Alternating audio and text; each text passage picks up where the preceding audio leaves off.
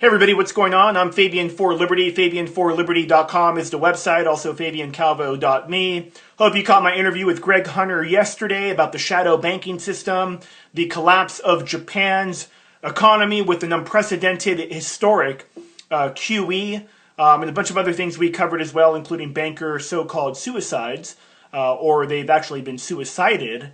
As I've been reminded by many of you listeners. But I want to talk about the Russian economy, I want to talk about the Russians, and I want to really get into what could potentially be one of the most dangerous 2 years for the Republic. I'm going to break all that down in this video as Russia moves to ban the dollar in Russia. More on that, as well as developments with Eastern Ukraine as well. Just want to let everyone know that if you are new to any of my real estate investing courses or what have you, are totally new to real estate investing, which is more of an unorthodox style that I've been teaching, which it's all virtually done from your home computer, I'll be hosting a webinar later today. The registration link is down below. I will also be emailing that out, but you have to register in order to get the email version of it. So, okay, let's talk about the economy. Last night I posted a video on shadow banking, also kind of like an extended piece, if you will, on some of the things that I broke down with Greg Hunter, really just talking about what I think will collapse the U.S. economy, really the global economy, not tomorrow, not next week, and probably a couple of years, but maybe a little bit longer. It is this quickly growing, I mean exponentially growing really is the word, of the shadow banking system.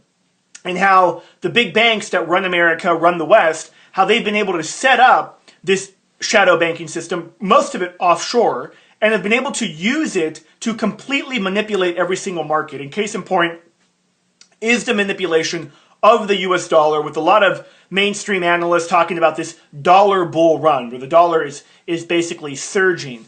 Now, I personally think that is completely coordinated by Japan, by the ECB, by the Bank of London, and by America as a currency war against the Russians and the Chinese. You look at the ruble in Russia is down 25% this year alone. And now the Russians are basically saying, well, we're going to ban our citizens from being able to use the dollar, which is a pretty hardcore move, would really hit their tourism as well if they're not going to take dollars at all.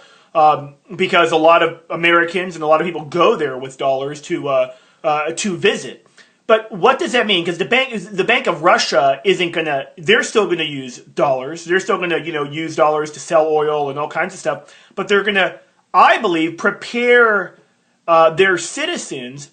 And I think this is draconian. I think we should be able to use whatever currencies we want. But the point is that I may be preparing their citizens for this new currency block that I believe is, and I pretty much know for a fact, is being established as we speak with countries like China and India, Brazil, and other countries as well that recognize the powder keg that is the U.S. economy, and more importantly, the fraud-backed shadow banking system, the fraud-backed Federal Reserve System, and the fraud-backed big banks who have 4, 5, 6, 7 sets of books, and it's a complete scam.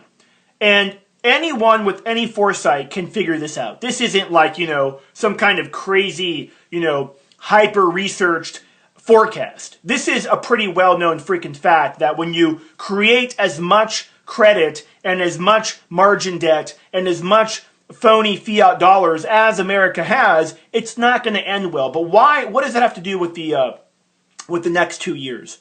Well, Obama clearly the frontman for the New World Order, one of the weakest presidents of all time, not respected by probably the guy who shines shoes at the White House. He is an absolute disaster.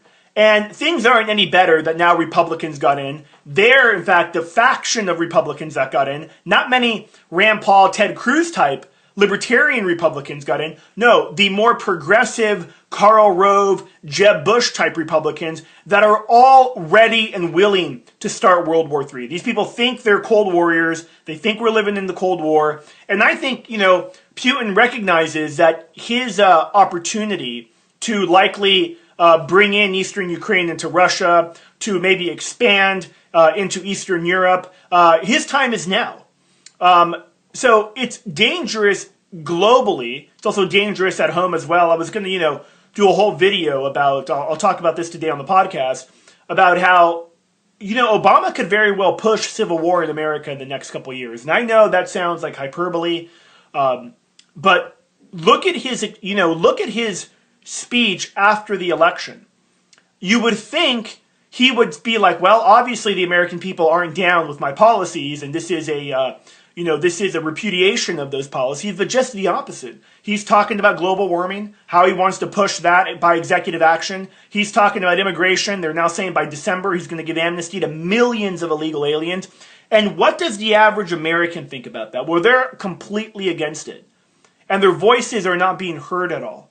And when you add in a disgruntled American population, when you add in an American population that has no representation whatsoever stopping the insanity of this government, and you couple that with the economy not getting any better for the average person on Main Street, it is ripe for civil war. And, again, I don't want there to be a civil war. I'm not cheerleading for civil war. I hope I'm wrong about this. But again, as a student of history, I'll tell you, it's a dangerous period of time. And other world leaders get it. Putin gets it.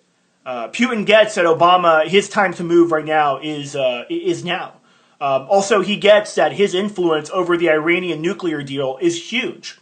The Iranians, of course, siding with the Chinese and the Russians in all of this as well. So the world is fundamentally changing. One last point I want to make, Ukraine hasn't really been talked about a lot, but the Russians have sent more troops to the border of eastern Ukraine. They've sent now ballistic missiles to the eastern Ukraine border. They've also been flying nuclear planes over Eastern Europe. NATO is now saying they need to have more forces in the area to patrol the region. So this is a hot deal going on right now. And you get a nut job like John McCain running the armed forces or running the committees that run the armed forces, and it is ripe for this larger regional war that I've been talking about now for some time as part of a global economic reset. Again, I hope I'm wrong about this, ladies and gentlemen, but when you have psychopaths running the country, just doesn't spell good. Now, one other point, too, I want to make is that as they manipulate the U.S. dollar upward in this last-ditch effort to basically keep it as the world reserve currency, they are, in essence, starting currency wars against the Russians and the Chinese. And it is this bloc of Japan, Western Europe, or the ECB, and America and the Bank of England against the East. It's this Eastern superbloc power that is forming rapidly because they recognize they don't want to be controlled by the Mandrake mechanism. They don't want to be controlled by the criminal banksters in Wall Street. They want out of that system. And if it means that they have to put their countries to depressions to do so, I think they're willing to do it. And let me tell you, I think they would probably have a mandate from their populations to get out of the dollar payment system. What do you think? I'm Fabian for Liberty, Fabian Calvo. Thank you so much for watching. Remember, if you want to watch my beginner real estate investing webinar later today, that link is down below. Thanks for watching. I'm out.